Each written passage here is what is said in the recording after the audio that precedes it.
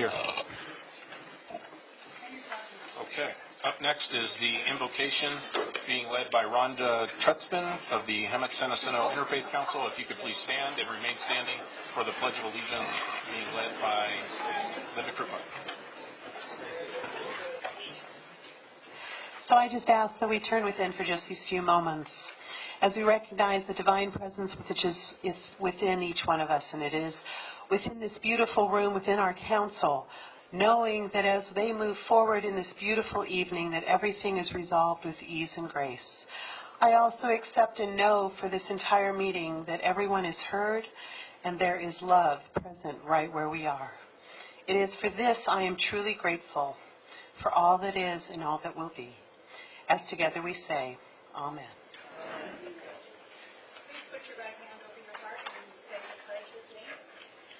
I pledge allegiance to the flag of the United States of America and to the republic for which it stands, one nation, under God, indivisible, with liberty and justice for all.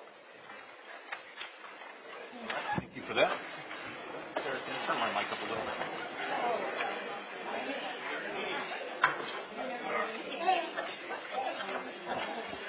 Okay, up next, items 3 and 4 are city attorney reports. Mayor, the City Council had two agendized closed session items tonight. We added a third item, another item of anticipated litigation that arose subsequent to the preparation of the agenda, in which the city attorney needed to brief the council on and get direction before the next council meeting. That was added to the agenda by a unanimous vote of the council. City Council dealt with all three closed session items, had briefings, and gave direction to the city attorney with regard to each one. There's no other reportable action on those items. That concludes my report. Thank you. Thank you, sir.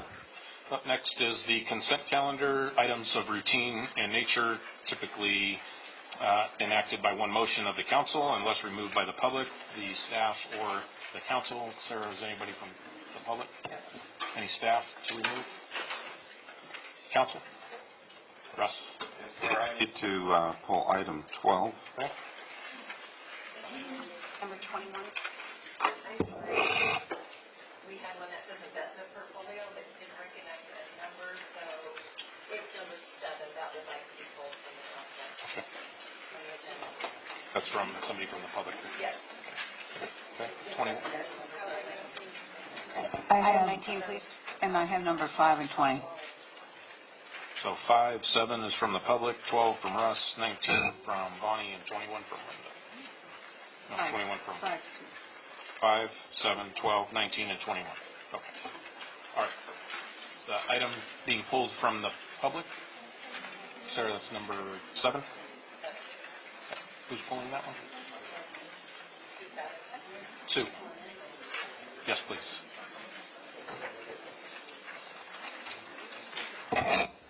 Good evening, Honorable Mayor and esteemed council members.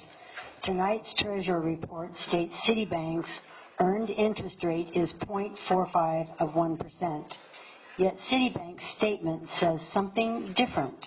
We continue to ask what is correct, the city treasurer or the bank. We commend Hemet's treasurer, Judith Oltman, for increasing interest income by $10,500 this month.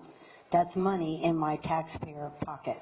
We wonder, however, what happened to the $500,000 left uninvested from last month. Unfortunately, no progress is made on the suggested $402,000 annual increase in interest income, a demonstration of why Hemet continues to be monitored by the state of California. Per our previous discussion, Bank of Hemet had a meeting to discuss the CD held by the city treasurer and the city council. We understand the Bank of Hemet has reached out to this city council and treasurer Judith Oltman regarding the CD. We look forward to those results. We thank the taxpayers for solving the problem when this esteemed council and city treasurer would not. We look forward to the 12 modifications providing $402,000 annual additional interest income that can be derived from Hemet's taxpayer portfolio. Thank you. Thank you, Sue. Anybody want to respond to that? Okay. All right. Is there a motion to approve the receive and file of the investment portfolio? So moved. Is there a second? Second. Please vote.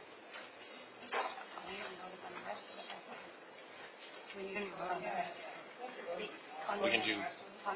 Oh, okay, we'll do that. So we can still, there's the pass for that one, for the receive and file. If I can get a motion for the balance of the items that were not pulled. I'll move to approve the ones that Thank we you. did not pull. Is there a second? All right, please vote on the rest of them that we didn't pull. So that passes. Okay, number 7. Or number 5, I'm sorry. I'll get my numbers straight. I just want to say that it just omitted a future agenda item that I requested last meeting with regards to a standing budget committee as a future agenda item. And That was not in those minutes. that was not in the minutes. Posted on the 20th? Yeah. Those are the minutes for prior to that. Because I just did the minutes for the 20th while you were. These are for the June 12th minutes. So we'll be on your next. Oh, you tried to slip me up, huh?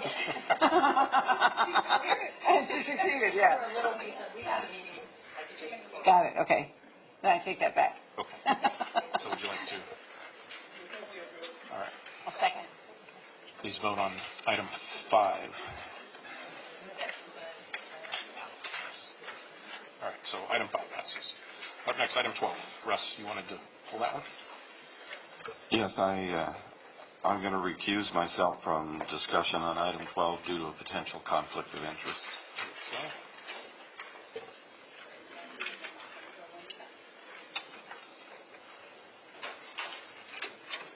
After he steps out, does anybody else want to have any discussion on the item that he pulled? No. Okay, Move approval. all right. Second.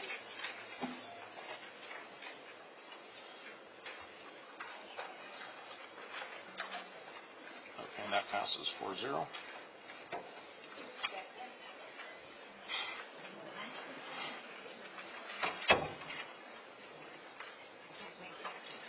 Item number 19.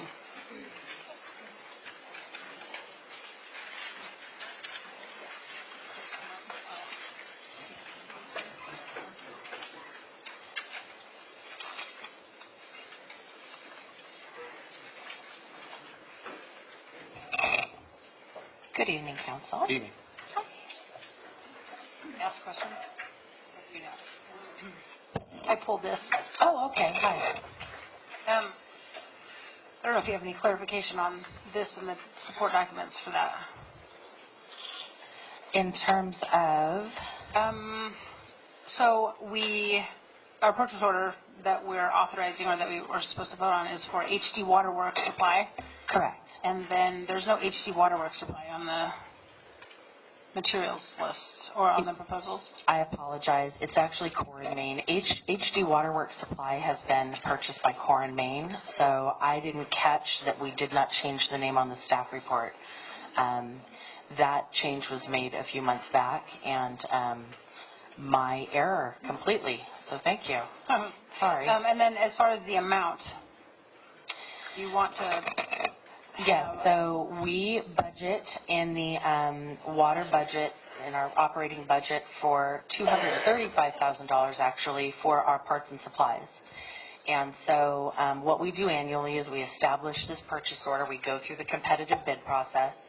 And based on kind of our usage, we establish the PO for $215,000. We normally leave about a $20,000 amount so that we can issue a second PO to a separate vendor, the second lowest vendor, so that we always have access to supplies. That $20,000 PO is not an item that has to be approved by council. It's within the city manager signing authority.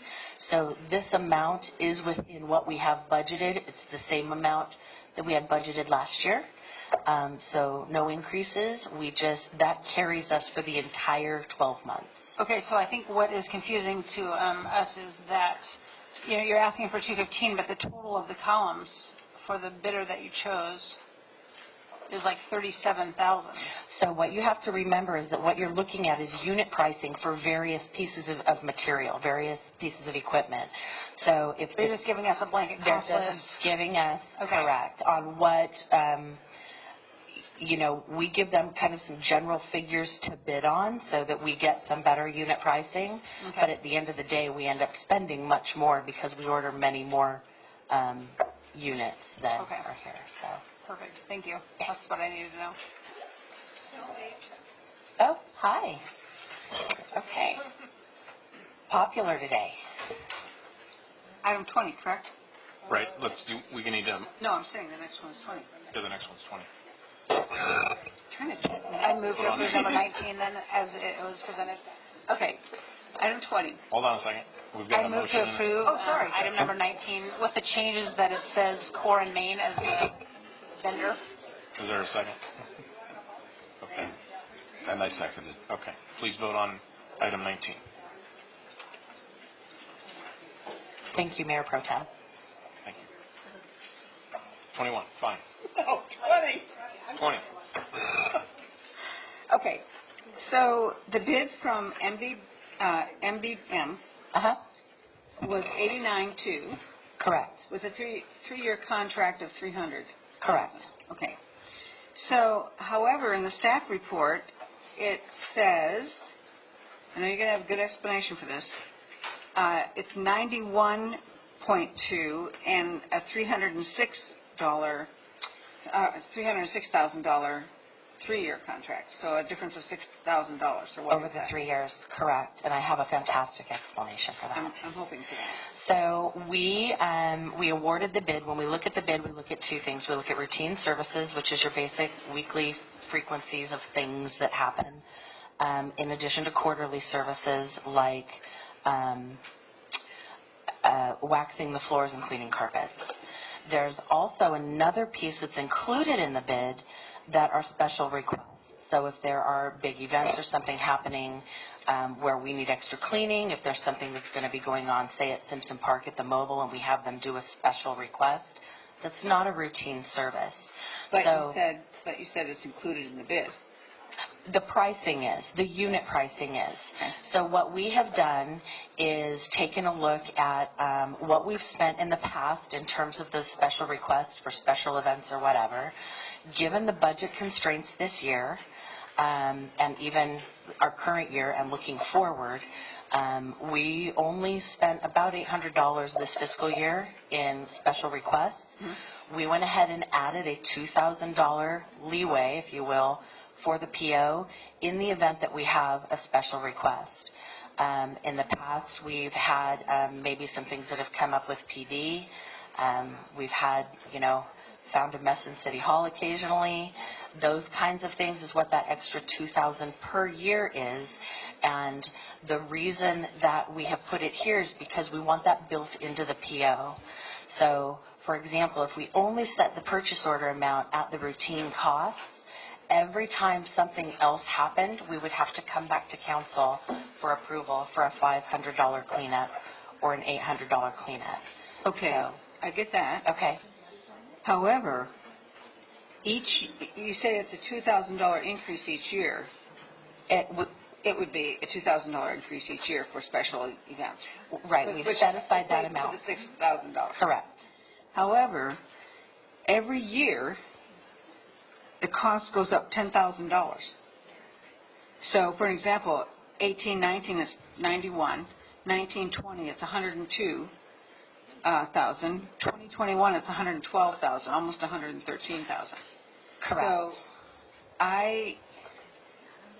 holy smokes, a $10,000 increase each year, I think, is a little excessive in a 3-year contract. The piece that you have to remember we're looking at too, though, is the increase in minimum wage. So in terms of the contract going up and minimum wage increasing every January, those pieces are built into their pricing.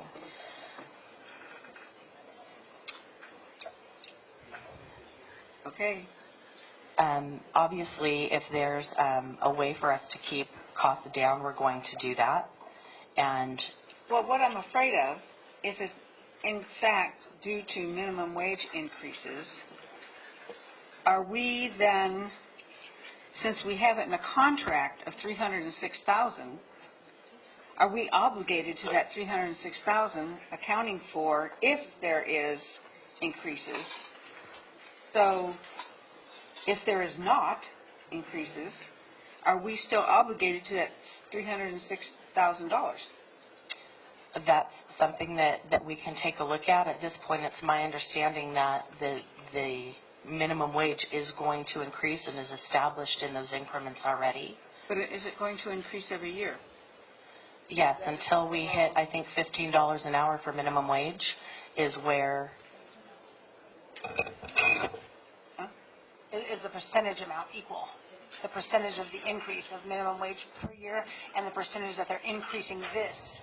It Equal. seems a little excessive. we can take a look at that, and I'm happy to, sit down and maybe negotiate that I've with just never us. seen it that way. That doesn't mean it's not a, good way to look at it by any means, but I've just not been aware of. I just want to make sure that we aren't stuck for $306,000 because that's what we said in the contract, when in fact there hasn't been increases to substantiate that increase. Just looking at every dollar. Duly noted, yes. Is this something that we can pull from today and you can bring back at the next council meeting? So what I will tell you is that our current contract, which is with MPN, expires June 30th. So we would need to maybe have authority to have the city manager sign an amendment to get us through a couple of months to kind of reevaluate it. My biggest concern is if you take a look at what the other quotes were, the span, while $300,000 seems like a huge number for 3 years, we went all the way up to $600,000 and almost $70,000 on the other. Yeah. So we can go back and try to negotiate with them. Can we add something that says a 3-year contract of $306,000 if warranted by? Well, and it's based, the costs are based on the square footages that we provided them and then how they, distribute their costs and their overhead and those things into that square footage. So if we were to go back and talk to them, we'd be talking about negotiating down a unit price of square footage, which could work for us or work against us. So, I know. So here's my crazy question. What? If we had city employees doing this same work, how much would that cost us over 3 years? Well, we actually, as a Saving how much money? as a cost-saving measure, many years ago, we removed the janitorial that was required, if you remember this, at the library, and actually opted to go with an employee who is dedicated to the library. Mind you, he does all of the janitorial. He's also able then to assist Kathy with a number of other things, including special event setup and passports and all kinds of things. So it really was not just someone sweeping and picking up trash, but there's plenty of that to be done. Okay. And this is over at 10% each year. You do the math, and it's over 10%. And I would maybe say, like council-wise, we could authorize it up to this, but charge them to go back and renegotiate and try to get a little bit lower. What do you guys think of that? We can approve it Or up to this authorize amount. it for 1 year, the first year, and then Well, then we have the option of going up further than Right. yearly basis. And Chris is right with regards to the fact that they are initially considerably less than the others. Not so much Alvarez Enterprise Services, but certainly the additional 3. So you answered my question. I just. Right. Oh. And so for the fiscal year 18-19 budget, there's no supplemental appropriation required. We've got the funding to cover not only the routine, but also that $2,000 of special requests if they happen. And if they don't happen, no, we don't spend that money. And then we will have to address in future years' budgets. And at that point, we can take a look this year and see if maybe that there's adjustments to be made. And if that's the case, we can amend the contract in the future. Yeah, just as long as we always keep in mind. Thank you. Any more questions for staff? What's the purview of council? Okay. Is there a second? I'll second. Please vote.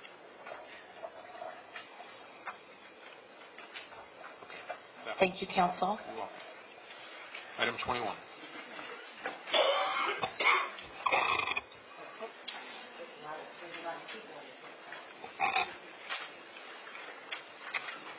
Good evening, Chief. Just a couple questions. One is probably nitpicky on my part, but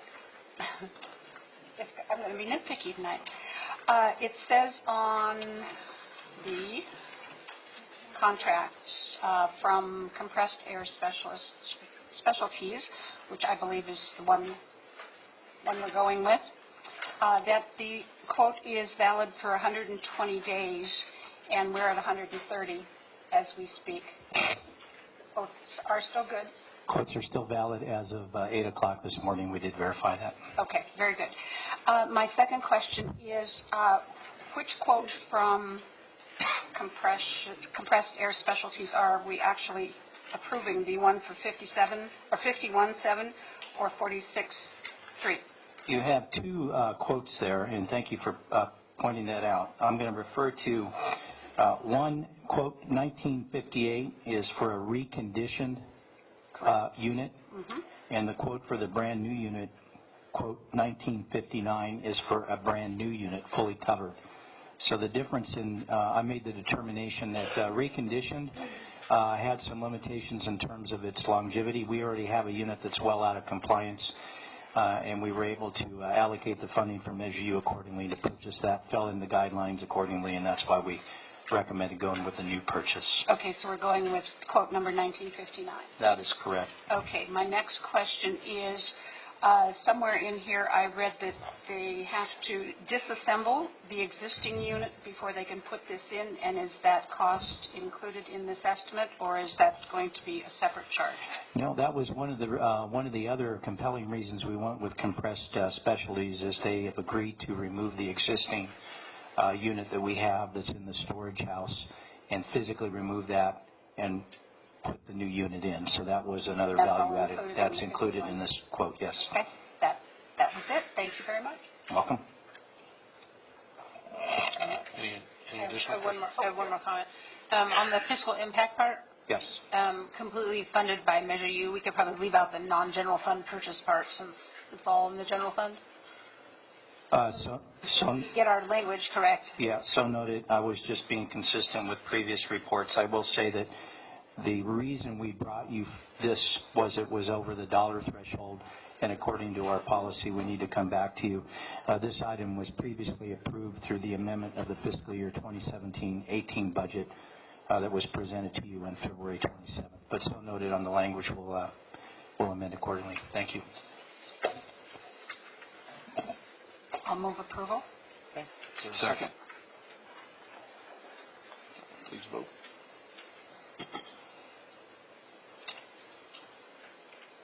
Okay, we made it through consent. Up next, communications from the public. Anyone who wishes to address the council on a non-agenda item, now is your opportunity. Sarah.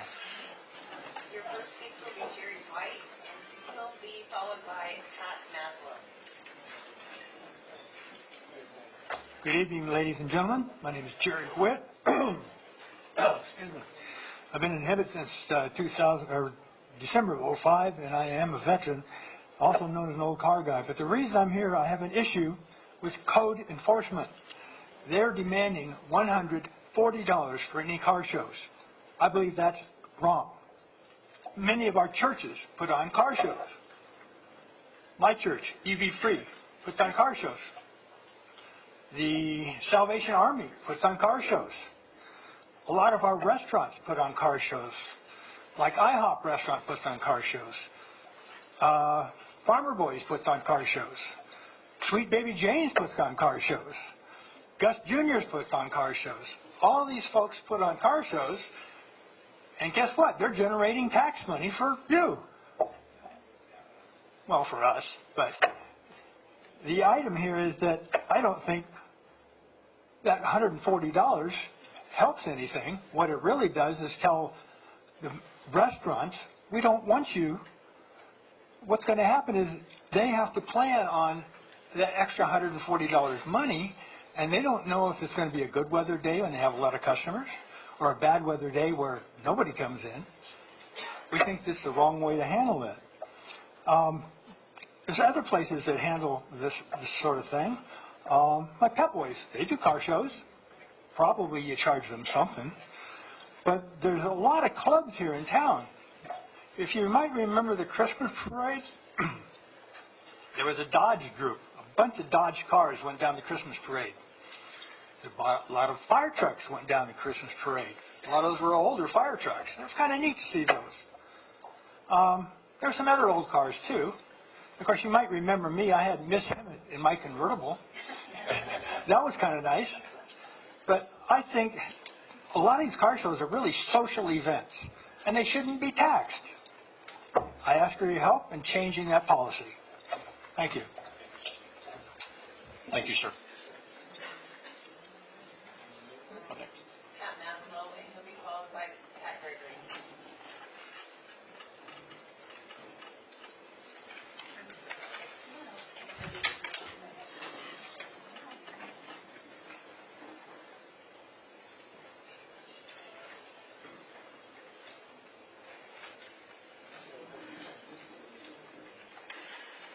Good evening, ma'am.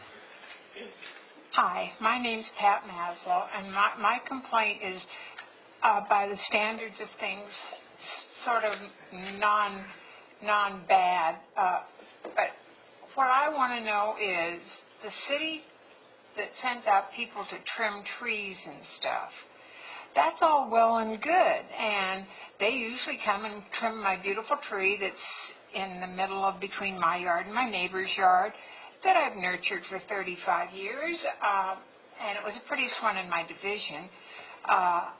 And they're out there trimming my tree, and I thought, oh, they're trimming the tree in summer? Wow, we'll get more sun in the living room.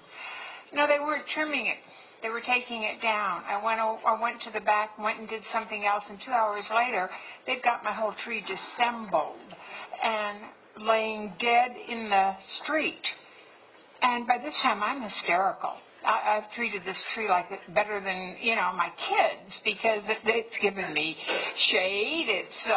It keeps my living room about 10 degrees cooler with the tree. And now the living room is very bright and very hot, and I don't go in there unless I have to. But why, for God's name? There's nothing the matter with the tree. It wasn't sick. And they said, well, the tree had roots that was bothering plumbing underneath. I said, really? Wouldn't I have maybe noticed that, since my plumbing would be in danger here? No, nobody wanted to talk to me. Nobody said anything more about it. They said, well, that's the way it was. And by this time, I had tears rolling down my face. I want you to know I love my tree. 35 years worth of nurture. But I have no tree. But if we have this problem that's causing root problems and danger under the ground, tell me why in hell I have a 4-foot-tall stump that's about this big around that they never took out, and it's just sitting there. Well, to me, the roots of the tree are connected to the stump, not to the branches they took out up here. So where does this all make sense? And why weren't we notified? Why didn't somebody ask us if, hell, if they'd have said there's a problem under here, I'd have donated money to keep my tree. But it just happened, and I wasn't told. They were taking him down on Menlo, and they were taking him down out on the street. That's fine. But they took them down in front of my house. and they took about five nice pretty trees down. And we never figured out why. And the only answer was, well, they were causing problems. Well, there's 6 other trees on the same street, and they were causing trouble. It was just at my house. I don't think that's right. I now live with a very hot living room, and so bright, I can't go in there until evening. But I just think it's a shame that you didn't ask or didn't tell us or whatever, because there's not been one problem with my tree since I've lived there for 35 years. Thank you.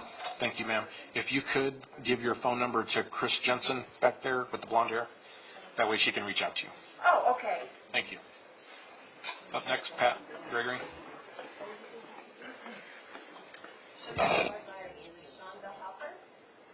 Good evening, Mayor, Council. I'm going to make this quick for a change. At the last council meeting, a investment oversight committee was established, which is a great thing. The only problem, the people who are overseeing, or who are members, some of them, who are members of this oversight committee, are the same people who've been on the investment committee forever. And as someone mentioned, it's tired eyes looking at a situation that's not changing. Ms. Savage has provided a lot of information about the problems with our investment policies, and I'm just wondering why someone like Ms. Savage, why a citizen was not also put on the oversight committee. I think it was an oversight for you not to include a citizen like Ms. Savage, because she certainly has done a lot of research, and I think it would have been a good idea, and I don't know if it's too late to change, but it's something for you all to think about. Thank you. Thank you.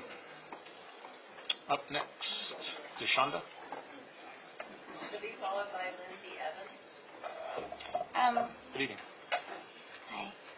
So I have a question about the dispensaries here in Hemet. Just wanted to know the laws here in Hemet, and also why are there so many dispensaries open? Oh, I'm sorry. Want to know why the dispensaries that are open and have been operating for so long haven't been shut down, if your law is not to be able to operate here, unless you guys are willing to change that law.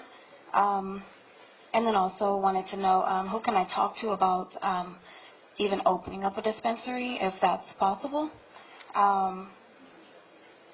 And also paying the fines. Who do we talk to about paying the fines? If you could reach out to the city manager's office, tomorrow they will be able to give you all that information. Okay, awesome. Thank you.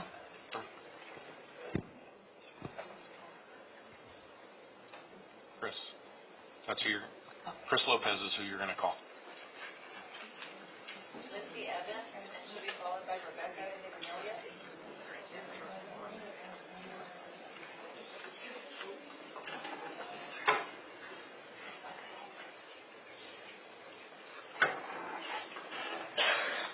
Good evening, Mayor and Council. What I'm going to present you guys with is about our place of worship. So starting from, I believe, about 2011, we've been giving to the homeless, to the community, period, not just the homeless, but people that are less fortunate than others, you know. And we also give spiritual food plus the warm food and food that they can take home grocery-wise. So we've just had left from a warehouse in Florida. It expanded a lot, but then we ended up losing the contract based off of we were under somebody, and then they ended up cutting it off and tried to sell it to somebody else. That's a different story. So we decided to transfer to the Simpson Center, and we flourished amazingly. So we were just wondering if there's any leeway in between that, because my pastor, Pastor Mock, and First Lady Sister Mock, we've been loyal to this community since day one. Sorry, I'm a little nervous. I've never done this before. So I just want your blessing to see if we can work something out, when it comes to our family, when it comes to you guys, because we consider you guys family as well, regardless of anything. So thank you. Thank you very much, and you did a great job, by the way. If you could reach out to Carly Meyer, and she'll be happy to talk to you. Thank you.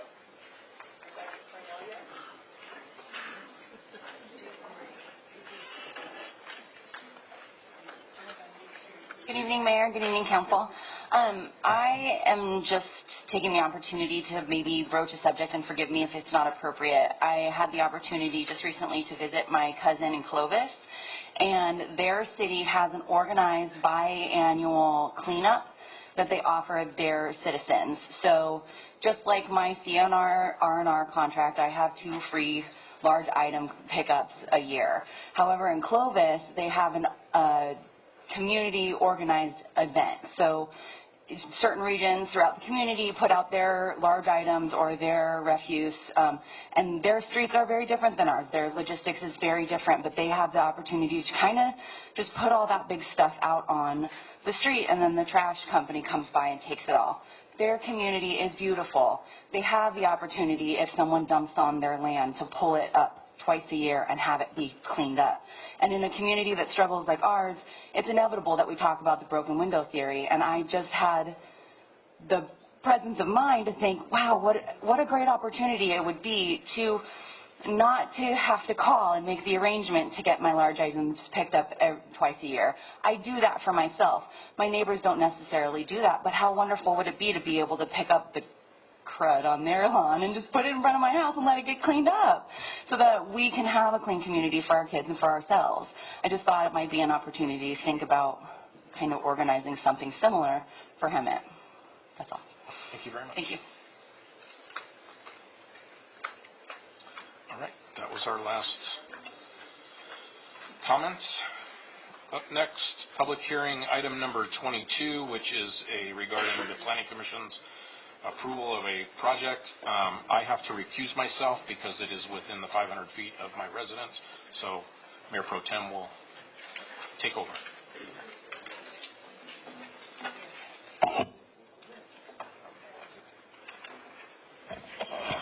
Okay, the city attorney want to speak on this before we begin? I would, Mayor Pro Tem, thank you.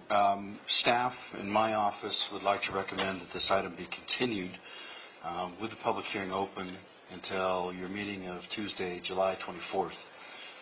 The developer and the appellant in this case concur with that. There has been quite a number of new arguments and new data received not only by the city but by the other parties between the Planning Commission hearing and today. Just today we received 5 new PowerPoints and an additional letter. We would like to do justice to reviewing that information and be able to respond in a cogent way and present it to you and the public.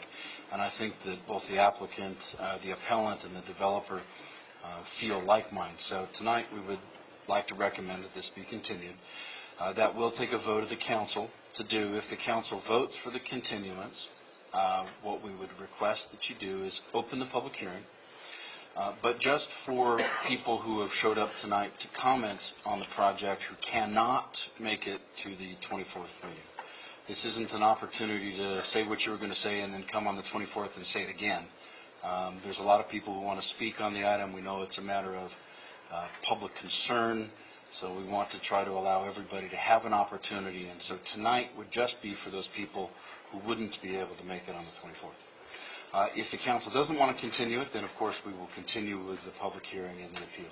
Thank you. Excellent. Do we have any comments from council? Well, I have no problem continuing it. In fact, I was finding myself a little overwhelmed because I was reading emails and I couldn't get through an email that came in, and another one came in with a lot of information. So to do it justice, I think it makes perfectly good sense to continue it, and I'm willing to make that motion. Okay. I'll vote.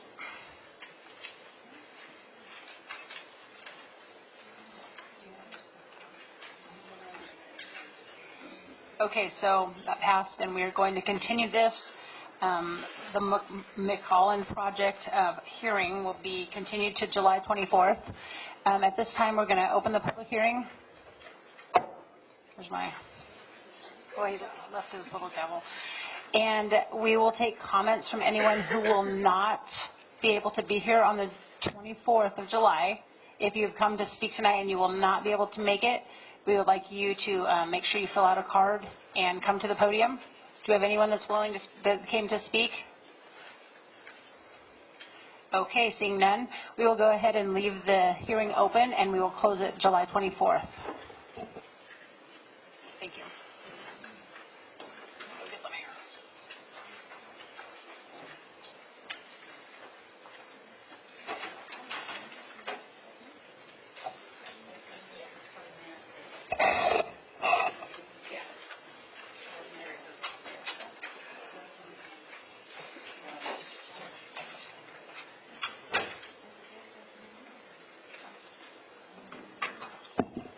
Well, that was fast. How are you? Good. Okay. Item 23, level of delinquent solid waste hauling fees and charges for calendar year 2017. Good evening, Mayor and Council. The Second Amendment to the exclusive franchise agreement for comprehensive refuse services with CR&R prohibits discontinuing residential refuse service even where non-payment of a delinquent account occurs. Residential customers who have not remitted required payments within 120 days after the date of the initial billing are notified by CR&R that if payment is not received within 15 days from the date of the notice, a 10% penalty and 1.5% monthly interest will begin to accrue, and the city will be informed of the delinquency in an annual report. The city has received that annual report, and on June 5th of 2018, CR&R mailed out a notice of public hearing to all residential customers listed on the delinquent account report, informing them that the hearing would take place at the City of Hemet Council Chambers tonight, June 26th at 7 p.m. Tonight, Finance respectfully asks that the City Council conduct a public hearing to consider placement of the calendar year 2017 delinquent solid waste collection fees on the Riverside County property tax roll, that it address any objections or protests received, and adopt resolution bill number 18-056 confirming and authorizing the levy of these delinquent fees as a special assessment.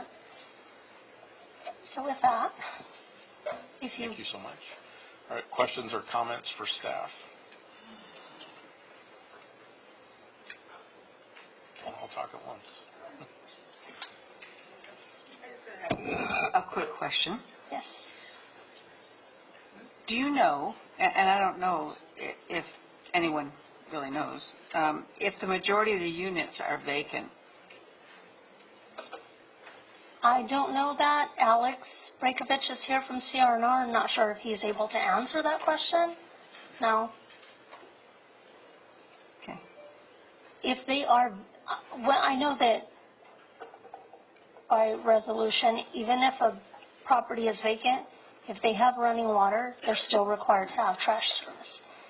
So if they don't have running water, it wouldn't be required. My assumption is most of these are not vacant. And I didn't know that. That is a fact. It's in the resolution.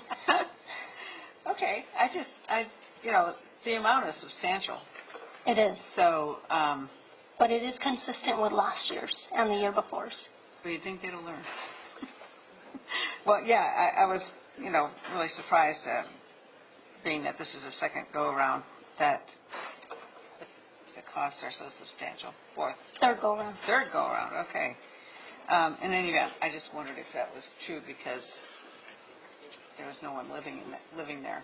Just a observation or question. Any other questions or comments? So I have a couple. Okay. It's nice to see. So one thing that's disappointing is that when I look at the liens, the lowest lien is $12. And I think that it costs a little bit more money than $12 to put that lien. And that's why last year that I asked for an ad hoc committee to just make it that everybody pays their trash bill on their tax roll, so that every year we won't go through this and staff time to do this and time for CR&R to do this. But I do want to point out that this year there's about 250 less properties, so there's 250 more people that are actually paying their bill on time or paying their bill. And the amount this year versus last year is about $200 less for the top highest amount. So there's somebody that didn't pay like $1,200 this year that's getting lien. But again, I would like to see us move forward and continue to look at the option that trash is just billed through the tax roll and everybody pays it through their tax bill twice a year. But with that, this is going to be a public hearing, so I will open the public hearing.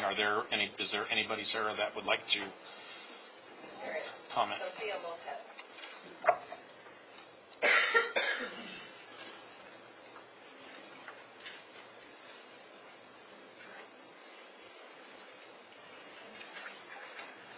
Good evening. Good evening, Mayor and Council. I was a recipient of the June 5th letter of hearing for CRNR, and I just moved to Hemet. I purchased a home in September, and I'm receiving the bill from the previous owner, the Petermans, that lived there. This bill does not belong to me, yet it's in my name, and it has my property address attached to it. I have spoken with CRNR a couple of times, and I have a different account number than the account number listed that is delinquent. My bill is current. I pay my bill every 3 months, and I have no balance. So my request is for my name to be removed from this bill of $209.22, which belonged to the previous owner, people I purchased the house from. And that is all. I mean, I don't owe this, and I don't want my property attached to this bill. That is it. I would appreciate. And this is one of those things that was not disclosed to you when you were going through that purchase. But Alex from CRNR, I don't know if you want to comment. Sure. Okay. Good evening, Honorable Mayor and Council. Alex Braithvich, CRNR. I'd be more than happy to address this issue. It's an issue that comes up quite often. All that we have to do is, and I'll get with her, but just show when you took over ownership of the house, and from that point forward, but her bill's current, and it'll be fixed. It's not a big deal. Thank you. You heard it from CRNR. Okay. Sarah, are there any other? Thank you, ma'am. Are there any other speakers? Okay, seeing no other speakers, I will close the public hearing. Bring this back to council for comments, direction. I move we approve this resolution. Okay. Please vote.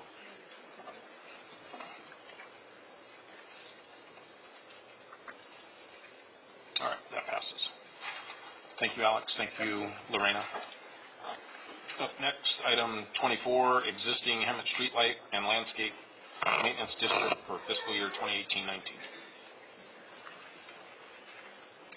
On June 12th of 2018, the City Council approved resolution numbers 4801 and 4803, initiating proceedings, and approved resolutions 4802 and 4804, declaring its intention to levy annual assessments for all existing streetlight and landscape maintenance districts, and to levy and collect assessments against lots and parcels within such district. Tonight, we are asking the City Council to hold a public hearing regarding the engineer's report and levy and collection of assessments for the existing Hemet Streetlight and Landscape Maintenance Districts. And we also ask that Council adopt resolution bills numbers 18-040, 18-041, 18-042, and 18-043, approving the engineer's reports and levy and collection of assessments for the existing Hemet Streetlight and Landscape Maintenance Districts for fiscal year 2018-2019. Thank you. Are there questions or comments for staff?